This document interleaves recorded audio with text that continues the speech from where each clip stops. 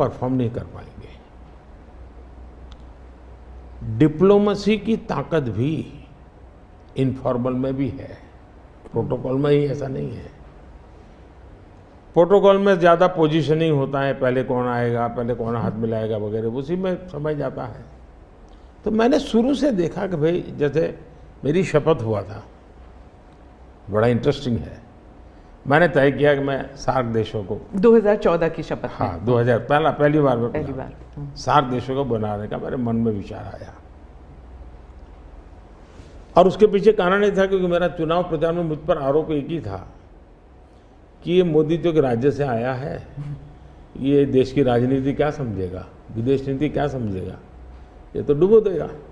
ये चुनाव प्रचार का मेरा खिलाफ के जो मुद्दे थे उसमें एक बड़ा महत्वपूर्ण मुद्दा था। सब लोग मेरी मजाक उड़ाते थे। तो मुझे लगा इनको एक ही एक्शन से मुझे जवाब दे देना चाहिए, बोलने की जरूरत नहीं है पहले दिन से। तो मैंने शपथ समारोह में सार्क देशों को बुलाया। उसके पहले मैंने बैक चैनल से उन सबसे सहमति ले ली थी, ऐसा तो नहीं हो सकता कि कोई, और सब लोग आए। मेरा शपथ हुआ। फॉरेन मिनिस्टर अभी तो हमारा बना भी नहीं था, और मैं इन सारी चीज़ों से बिल्कुल नया था, बिल्कुल अनभिज्ञ था। लेकिन बायलैटरल सबके साथ होना था। जब हम लोग हैदराबाद हाउस में गए तो मुझे समझाया सब प्रोटोकॉल वालों को, सब ऐसा होगा, वो आएंगे, आप ऐसा कहेंगे सर। जब समय हुआ आना शुरू, मैंने कहा ऐसा करो मैं बाहर जाता हूँ उनको लेने के लिए। तो सारी सिस्टम हिल गई थी कि यार अपने प्रधानमंत्री गेट पर जाएंगे। सारी मेरी एमईए की प्रोटोकॉल की जो दुनिया थी ना, उसके लिए वो पहला ही दिन बड़ा गजब होता, और मेरे लिए वो एक एक्शन सारे मेरे दरवाजे खोल दिए थे। और इसलिए मैं प्रोटोकॉल में बंधने के बजाय परफॉर्मेंस पर फोकस करके डिप्लोमेसी के लेवल को शिफ्ट करने का प्रयास किया, और उसमें मुझे सफलता मिली है। President Obama, President Biden, President Trump, इन तीनों के साथ आपने काम किया हुआ है, और इंडिया यूएस रिलेशंस एक अपवर्ड ट्रैजेक्टरी पे हैं। लेकिन बहुत से मुल्क हैं जो भारत की अपवर्ड ट्रैजेक्टरी से परेशान होते हैं। ये इट इज़ अंडरस्टूड कि ये है, जैसे कि चाइना, क्योंकि वो दे यूज टू थिंक कि ग्रुप ऑफ टू होगा, एक तरफ चाइना, एक तरफ अमेरिका, मतलब दो पावर सेंटर्स होंगे। तो मैं सिर्फ उदाहरण के लिए चाइना दे रही हूँ, लेकिन हमारे इर्द गिर्द जो मुल्क हैं वो भी थोड़े असमंजस में है कि ये भारत की ट्रैजेक्टरी इतनी ऊपर इतनी जल्दी जा रही है। क्या हम अपने नेबरहुड को अपनी सक्सेस स्टोरी का हिस्सा नहीं बना सकते? अच्छा सवाल आपने पूछा। हमारी डे वन से पॉलिसी है, एक नेबर फर्स्ट, दूसरा एक्ट ईस्ट। तो जो हमारे ईस्टर्न पार्ट के जो हमारे आसियान कंट्री के देश हैं, उसमें हमने एक्ट ईस्ट पॉलिसी लिया है, यहाँ नेबरहुड फर्स्ट। तो ये हमारा डे वन से हमारे देश की भी पॉलिसी है और हमारी भी पॉलिसी है। पहले लूकैस था, मैंने आकर के उसको एक्ट ईस्ट कहा। लेकिन इसमें दूसरा, आज दुनिया के सैकड़ों मील दूर भी कोई देश है, उनको लगता है कि भारत की प्रगति में हमारा कोई बेनिफिट है, तो पड़ोसी को नहीं देखेगा। आज पड़ोसी सबसे ज़्यादा खुश हैं क्योंकि भारत उनके सबसे, अब जैसे कोविड के कालखंड में कोई पड़ोसी देश ऐसा नहीं है कि जिसकी हमने मदद नहीं की हो। नेचुरल कैलेमिटी, कोई ऐसा देश नहीं है। अब जब नेपाल में भूकंप आया, फर्स्ट रिस्पॉन्डर हम थे। श्रीलंका में बहुत बड़ा क्राइसिस आया, उस क्राइसिस के समय सबसे ज़्यादा उनको मुसीबत में से बाहर निकालने का कोई काम किया है तो हिंदुस्तान ने किया, और पब्लिकली वो रिकग्नाइज करते, इसको कहते हैं। और इसलिए मैं तो दूसरा अनुभव कर रहा हूँ, वो हमसे बहुत अपेक्षाएं करते हैं, और पॉजिटिव अर्थ में मैं कहता हूँ, अच्छे रूप में देखते हैं। और भारत ने भी कहा है कि भाई हम हमारे सभी देशों को, पड़ोसियों को शक्तिशाली और समृद्ध देखना चाहते हैं। आपने दोस्ती का हाथ बढ़ाया था 2014 से ही पाकिस्तान, चाइना के साथ भी ऐसे किया था। लेकिन जब आप सक्सेस स्टोरी या अपने नेबरहुड फर्स्ट की बात करते हैं तो पाकिस्तान, चाइना, मालदीव्स ये भी आते हैं और यहाँ पर कटाक्ष है अगर आप बात करें तो। इसके लिए सुधार उसमें उनकी अंदरूनी राजनीति महत्वपूर्ण है।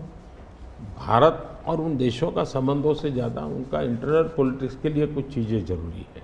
जी, विदेशी मीडिया जो है वो हमेशा कहती है कि Modi is the most popular prime minister in India. वो इस बारे में कोई दो राय नहीं है, लेकिन ये भी कहती है कि a strong Modi means democracy start sliding.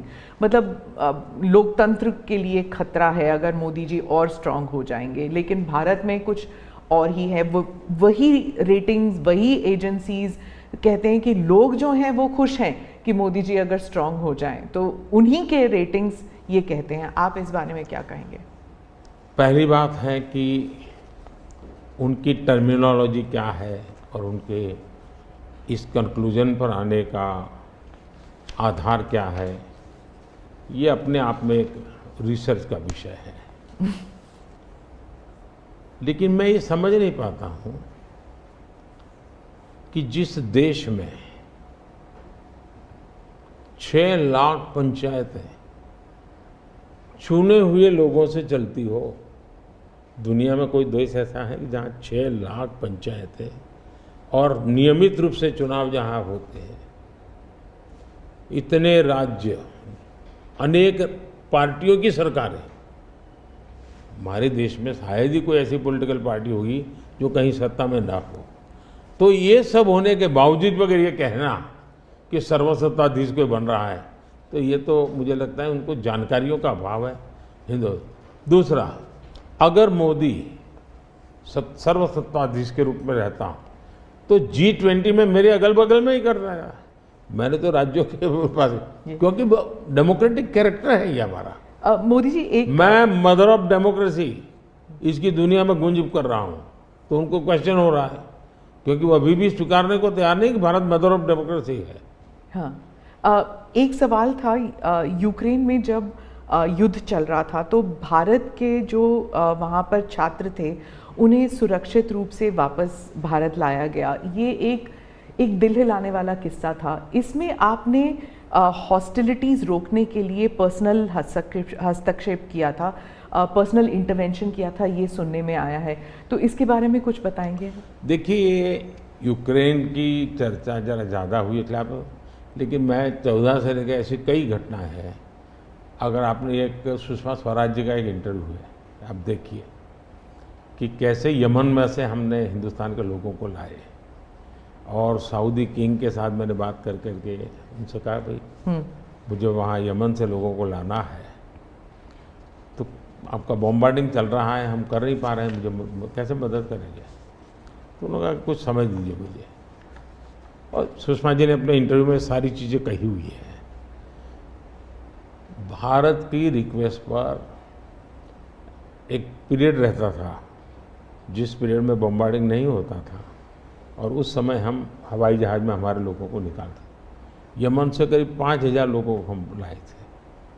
उसी प्रकार से यूक्रेन में मेरा यूक्रेन से भी इतना ही घनिष्ठ नेता है, मेरा रशिया से भी इतना ही घनिष्ठ नाता रहा है।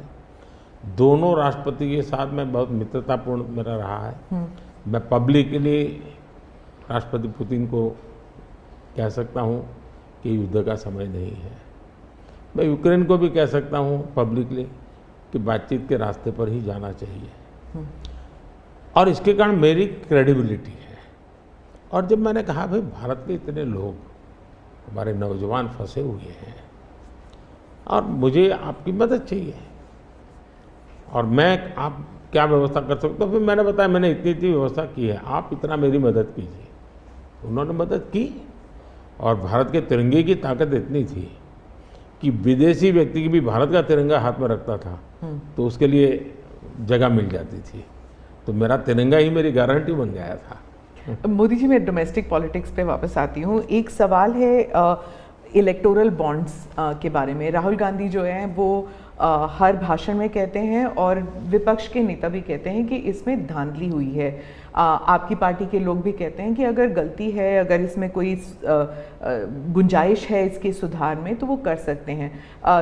क्या ये गलत फैसला था इलेक्टोरल बॉन्ड्स का? पहली बात है कि हमारे देश में लंबे अरसे से चर्चा चली है कि चुनावों में काला धन एक बहुत बड़ा खतरनाक खेल हो रहा है। देश के चुनावों को काले धन से मुक्ति मिले, इसके लिए कुछ करना चाहिए। चर्चा लंबे समय से चल रही है। चुनाव में खर्च तो होता ही होता है, कोई इनकार नहीं कर सकता है। मेरी पार्टी भी करती है, सब पार्टियां करती हैं, कैंडिडेट भी करते हैं, और पैसे लोगों से लेने पड़ते हैं, सब पार्टियां लेती हैं। मैं चाहता था कि हम कुछ कोशिश करें कि इस काले धन से हमारे चुनाव को कैसे मुक्ति मिले, ट्रांसपेरेंसी कैसे आए। एक प्रामाणिक पवित्र विचार मेरे मन में था, रास्ते खोज रहे थे। एक छोटा सा रास्ता मिला, वही पूर्ण है। वैसे हमने उस समय भी क्लेम नहीं किया था, पार्लियामेंट में डिबेट में सबने उसको सराहा भी था। आज जो लोग उलट पुलट बोल रहे हैं उन्होंने सराहा था, पार्लियामेंट डिबेट देख लीजिए। हमने कैसे कैसे काम किया, जैसे 1000 और 2000 के नोट खत्म कर दिए। चुनाव में वही बड़े बड़ी मात्रा में ट्रैवलिंग करते हैं, क्यों कि ये काला धन खत्म हो। हमने सुप्रीम कोर्ट ने कहा था कि 20,000 रुपये तक पॉलिटिकल पार्टियां कैश ले सकती हैं। मैंने कानून बनाकर, नियम बना करके 20,000 को 2,500 कर दिया। क्यों? क्योंकि मैं नहीं चाहता था कि ये कैश वाला कारोबार चले।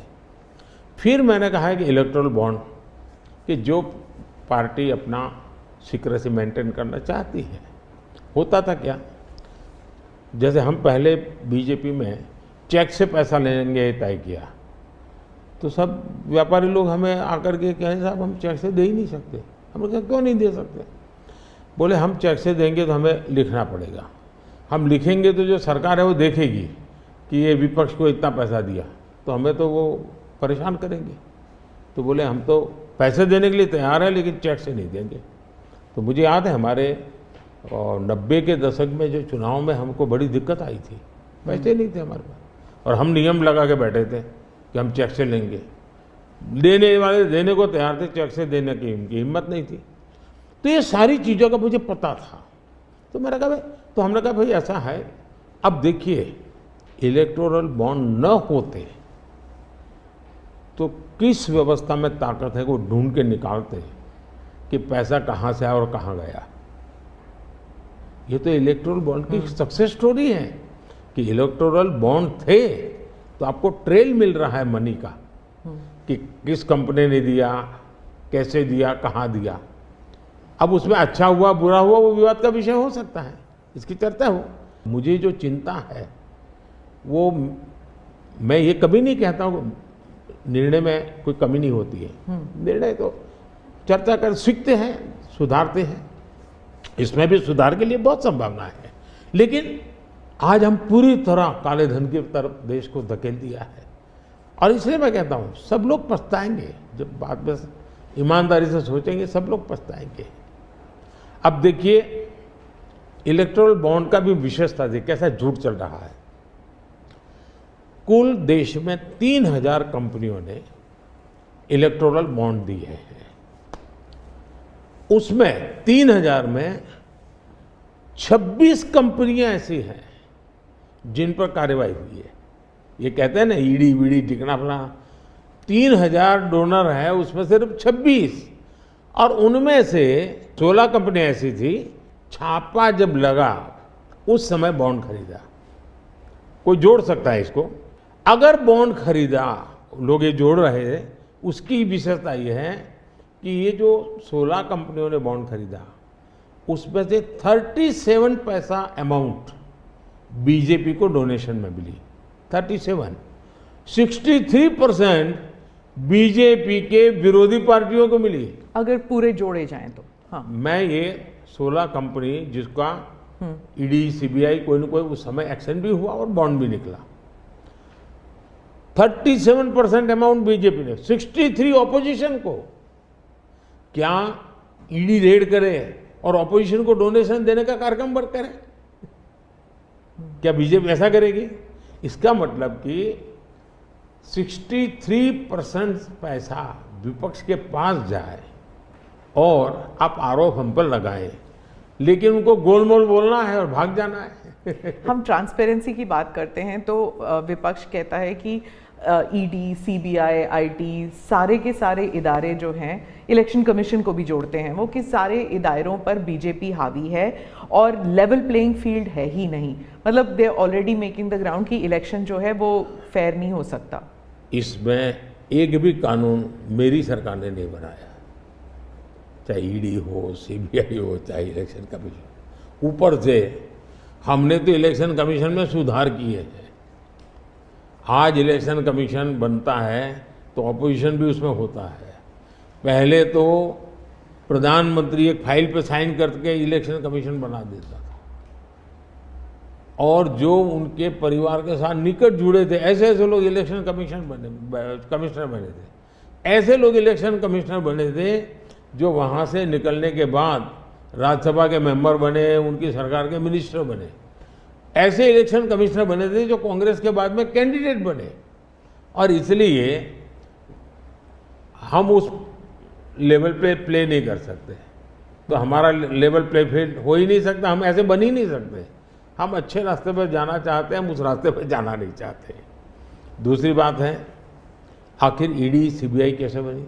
ईडी वगैरह का आप देखेंगे या इलेक्शन कमीशन का अपने एक कहावत है, नाच न जाने आंगन टेढ़ा। और इसलिए कभी ईवीएम का बहाना निकालेंगे, कभी मूलतः पराजय के लिए वो कुछ रीजनिंग अभी से सेट करने में लगे हैं ताकि पराजय उनके खाते में न चढ़ जाए। वो कह रहे हैं लड़े कैसे आप? या तो ऑपोजिशन लीडर्स को जेल में डाल रहे हैं, या फिर अगर वो आपकी पार्टी में आ गए तो सारे पाप धुल गए। कितने ऑपोजिशन लीडर जेल में हैं? कोई मुझे बताए। और क्या यही ऑपोजिशन लीडर उनके सरकार चलाते थे? या जेल का डर है? हाँ, डर तो पाप का होता है जी, ईमानदार को क्या डर होता है? मेरे यहाँ भी तो उन्होंने मेरे होम मिनिस्टर सबको जेल में डाल दिया था। दूसरा, ईडी की बात करते हैं। आप गुजरात के बारे में कह रहे हैं जब आप मुख्यमंत्री? हाँ, मैं मुख्यमंत्री था। अच्छा, जो ईडी की बात करते हैं, ईडी ने जितने केसेस किए ना, उसमें से सिर्फ, देश को समझना, सिर्फ 3% ही पॉलिटिकल लोग इन्वॉल्व है जिन पर एक केस हुए हैं। 97% जिनका राजनीति से कोई लेना देना नहीं, ऐसे लोगों है को हुआ है जो कोई ड्रग माफिया है, कुछ अफसर हैं जो करप्शन करते हैं, कुछ अफसर हैं जो बेनामी संपत्ति बना के बैठे हुए हैं। 97% केस उन पर हुए हैं, जेलों में वो लोग गए हैं। अच्छा, मजा देखिए, ईडी एक स्वतंत्र संस्था को काम कर देना चाहिए, नहीं करने देना चाहिए? बनाई क्यों भाई? 2014 से पहले ये संपत्ति अटैच करने का ईडी को अधिकार है। 2014 से पहले उन्होंने सिर्फ 5,000 करोड़ रुपए की संपत्ति अटैच की। कौन रोकता था ईडी को भाई? और किसके लाभ में कहता था? मेरे कालखंड में गलत काम करने वालों की 1 लाख करोड़ रुपए की संपत्ति अटैच हुई है। क्या ये देश की जनता का पैसा नहीं है? दूसरा आंकड़ा तो आप और हैरान हो जाओगे। 2014 पहले इसी ईडी ने देश में से 34 लाख रुपए, 34 लाख रुपया कैश जब्त किया था। मतलब कि स्कूल बैग में आ जाए इतना पैसा, स्कूल बैग में आ जाए। पिछले 10 साल में हमने 2,200 करोड़ रुपया कैश जब्त किया है, 2,200 करोड़ रुपया कैश जब्त किया है। कहाँ 34 लाख, कहाँ 2,200 करोड़? 34 लाख रुपया एक बैग में आ जाता है, 2,200 करोड़ रुपया सीव करना है तो वो हाथी का छोटा सा ट्रक आता है ना, 70 ट्रक लगेंगे तब जाकर के इतना रुपया हमने ईडी ने हमारे यहाँ हमारे कालखंड में। इसका मतलब ये है कि ईडी सही काम कर रही है। कैश पकड़ा है भाई, लोग पकड़े नहीं, कैश भी पकड़ा है। और मेरा ये कमिटमेंट है जी, मैं ये कन्विंस हूं कि भ्रष्टाचार ने देश को तबाह करके रखा है। हमें देश में से भ्रष्टाचार के खिलाफ लड़ाई लड़नी चाहिए, पूरी ताकत से लड़नी चाहिए, और ये मेरा व्यक्तिगत रूप से मेरा ये कन्विक्शन बना हुआ है। एक सवाल आर्थिक इशू पर है कि जब इलॉन मस्क भारत आने वाले हैं और वो जब आपसे अमेरिका में मिले थे तो उन्होंने कहा था वो आपके प्रशंसक हैं, is a fan of yours. क्या हम भारत में टेस्ला कार, स्टारलिंक ये सब देखेंगे? और इससे जुड़ा एक सवाल था कि क्या जब ऐसे कंपनीज भारत में आएंगे तो क्या नौकरियां बढ़ेंगी? क्योंकि बहुत से लोग चाहते हैं कि, और थोड़ा भय भी है कि जब ये इंटरनेशनल कंपनीज भारत आएंगी तो क्या भारत में नौकरियां होंगी, नहीं होंगी? इन दोनों पर पूछना चाहती हूँ मैं। देखिए, पहली बात है, एलन मस्क मोदी के प्रशंसक है, वो अपनी जगह पे है। मूलतः वो भारत के प्रशंसक है, और मैं अभी उनको मिला ऐसा नहीं। मैं 2015 में उनकी फैक्ट्री देखने गया था, वो कहीं बाहर थे, तो स्पेशली अपने सारे कार्यक्रम कैंसिल करके वो वापस आए। मुझे सब चीज़ें खुद ने अपनी फैक्ट्री में दिखाई, और उनका विजन क्या है वो मैं उनसे समझा। मैं अभी गया तो दोबारा भी उनसे मिला था, और अभी वो भारत आने वाले भी हैं। देखिए, भारत में पिछले 10 साल में दुनिया भर से हर क्षेत्र में पूंजी निवेश हो रहा है। अब हमारा ईवी मार्केट, इलेक्ट्रिक व्हीकल का मार्केट कितना बड़ा बना है, आपको जानकर के हैरानी होगी कि कितना बदलाव आया है, लोग पकड़ नहीं पाते। 2014-15 में हमारे देश में 2000 इलेक्ट्रिक व्हीकल थे, 2000 बिके थे। 14-15 में 2000 इलेक्ट्रिक व्हीकल बिके थे। 2023-24 में 12 लाख इलेक्ट्रिक व्हीकल बिके हैं। कहा 2000 और कहा 12 लाख। इसका मतलब इतना बड़ा चार्जिंग स्टेशन का नेटवर्क बना है, पर्यावरण को बहुत बड़ी मदद मिली है। यानी एक प्रकार से, और उसको लेकर के हमने आपको एक पॉलिसी का रूप दिया है। हमने दुनिया को कहा कि भाई भारत बहुत तेज़ी से ईवी पे जा रहा है, मैन्युफैक्चरिंग करना चाहते वो आना चाहे आइए। इतना ही नहीं, मैं चाहता हूँ हिंदुस्तान में निवेश आना चाहिए, क्योंकि भारत में वो चीज़ें जिसमें भले पैसा किसी का भी लगा हो, पसीना मेरे देश का लगना चाहिए, उसके अंदर सुगंध मेरे देश की मिट्टी की आनी चाहिए, ताकि मेरे देश के नौजवानों को रोजगार मिले। और मैं उसके लिए, आप देखिए, गूगल उसका बड़ा काम यहाँ कर रहा है, सैमसंग यहाँ पर आया, एप्पल बहुत बड़ी मात्रा में यहाँ पर आया। हमारे यहाँ बड़ोदरा के अंदर एयरक्राफ्ट मैन्युफैक्चरिंग के लिए काम शुरू हुआ, सेमीकंडक्टर के लिए अभी तो ताइवान के एक लीडर का बड़ा अच्छा बयान भी आया। यानी हम हर क्षेत्र में चाहते हैं कि लोग टेक्नोलॉजी ट्रांसफर करें, हम चाहते हैं कि लोग पूंजी निवेश करें, हम चाहते हैं कि हमारे देश के नौजवानों को रोजगार मिले। जी। मैं ये अब मुझे मंजूर नहीं है कि मेरा देश के गेहूं बाहर जाए और ब्रेड में बाहर से लूँ। मैं ऐसा नहीं चलाऊँगा। जो भी करूँगा मेरे देश में करूँगा, मेरे देश के नौजवानों के लिए करूँगा, और मैं इसके लिए नीतियाँ भी बनाता हूँ, हिम्मत के साथ बनाता हूँ, और लोग आ भी रहे हैं, भरोसा कर रहे हैं। प्रधानमंत्री जी, अंत में 2 सवाल पूछना चाहूँगी। एक तो फर्स्ट टाइम वोटर्स, पहले बार जो मतदान करने वाले हैं, उनके लिए आपका क्या संदेश है? और दूसरा, जो ईमानदार मध्यम वर्गीय करदाता है, honest middle class tax payer, millions are there, तो उनके लिए वो क्या उम्मीद कर सकते हैं मोदी 3.0? देखिए, मैं जो विकसित भारत की बात करता हूँ, उसके साथ साइमल्टेनियस किसका भविष्य जुड़ा हुआ है? जो आज 20 साल का, 22 साल का है, वो 2047 में उसकी पूर्ण जिंदगी का एक कालखंड है एक प्रकार से, तब वो 40, 45, 50 का होगा। मतलब ये भारत के विकसित भारत बनने की प्रक्रिया और उसकी जिंदगी की प्रक्रिया दोनों साथ है, गोल्डन अपॉर्चुनिटी है उसके साथ। ये सबसे ज़्यादा बेनिफिशियरी आज का जो फर्स्ट टाइम वोटर है वो 2047 का सबसे बड़ा बेनिफिशियरी बनने वाला है। ये बात मैं उसको समझा रहा हूँ कि भाई मैं तेरा भविष्य बना रहा हूँ, तुम मेरे साथ जुड़ जाओ। और मैं क्या मानता हूँ कि वो जुड़ेगा। दूसरा, फर्स्ट टाइम वोटर जो है वो परंपरागत चीज़ों से बाहर आना चाहता है। अब आप देखिए विपक्ष का घोषणा पत्र पूरी तरह इकोनॉमी को फेल करने वाला घोषणा पत्र है। एक प्रकार से विपक्ष का घोषणा पत्र देश के जो फर्स्ट टाइम वोटर है या पिछले जिनकी उम्र 25 से कम है उनके भविष्य को रौंदने वाला उनका मैनिफेस्टो के इकोनॉमिक प्रोग्राम है। वो तो खटाखट खटाखट खटाखट पैसे देने वाला।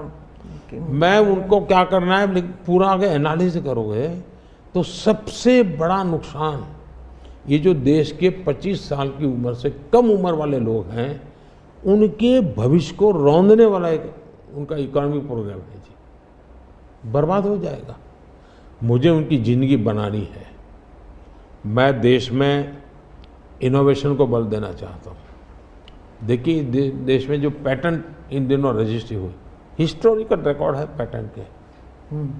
तो यंग जनरेशन को लगता है हाँ हमारी ज़िंदगी बढ़ रही है। आज डेटा मेरे देश का इतना सस्ता है, मैं जानता हूँ मेरे देश को आर्थिक रूप से नुकसान हो रहा है, लेकिन सस्ता डेटा का परिणाम है कि मैं देश में डिजिटल रिवॉल्यूशन लाने में मेरे नौजवानों को मैंने ताकत दी है। आज वो दुनिया, मुझे अभी गेमिंग वाले बच्चे मिले थे, वो कहते थे साहब दुनिया के देश में हम खेलने के लिए जाते हैं, वहाँ डेटा इतना महंगा है। बोले हम 50 बार सोचते हैं हम भारत के अंदर इतना हमारे लिए अवसर है, इतना सस्ता डेटा है तो हम हिम्मत कर रहे हैं। एजुकेशन में आज डेटा सस्ता होने के कारण उसको कितनी फायदा हो रहा है जी। लॉन्ग डिस्टेंस लर्निंग, हाँ हर चीज़ में, टेलीमेडिसिन में। ये जो हमने इन चीज़ों पर कंट्रोल करके रखा है इसका बहुत बड़ा लाभ हो रहा है, बड़ा रिवॉल्यूशन हो रहा है।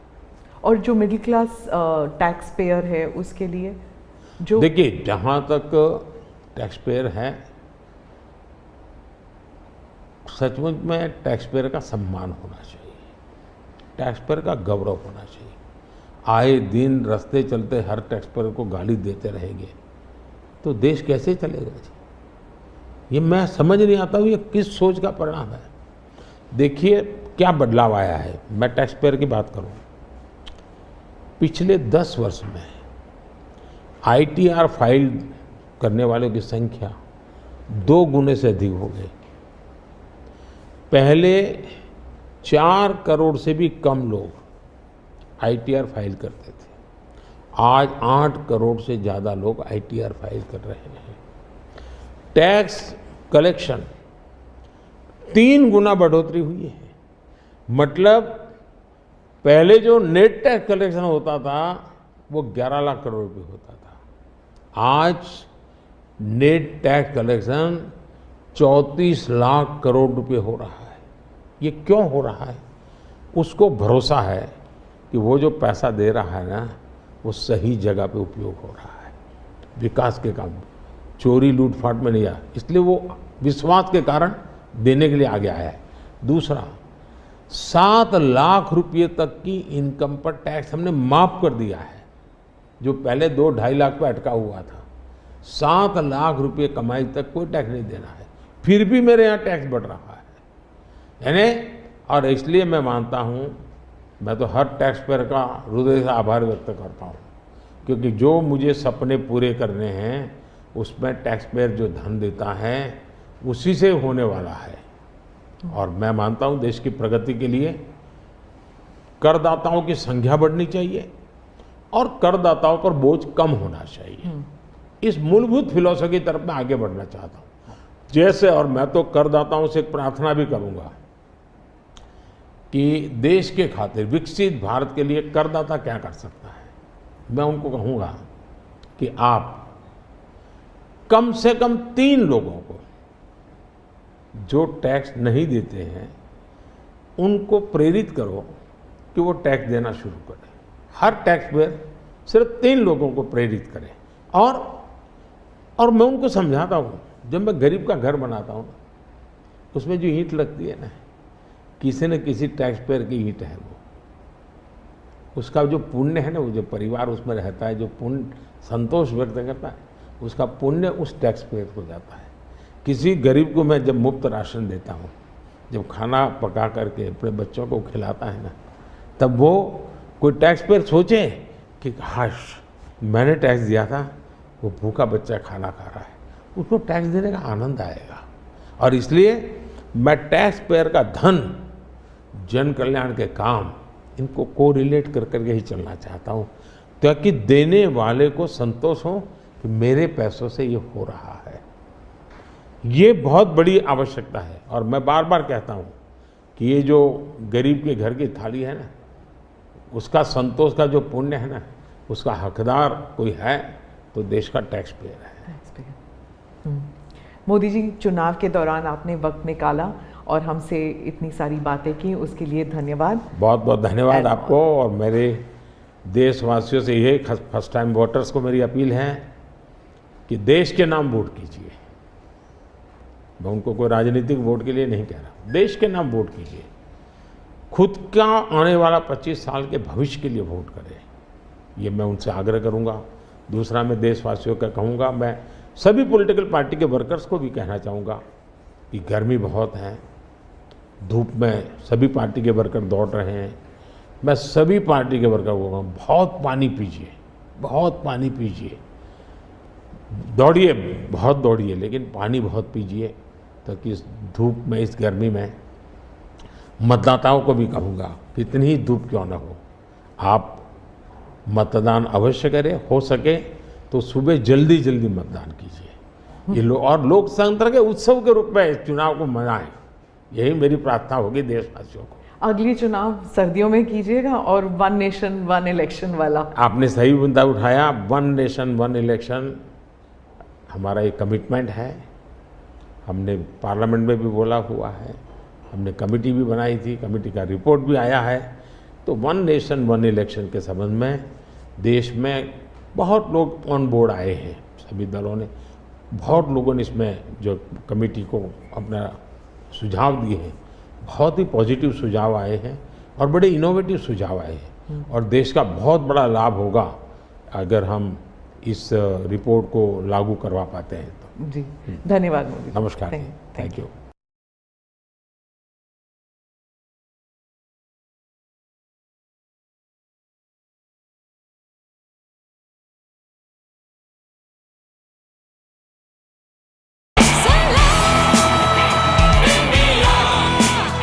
नमस्कार।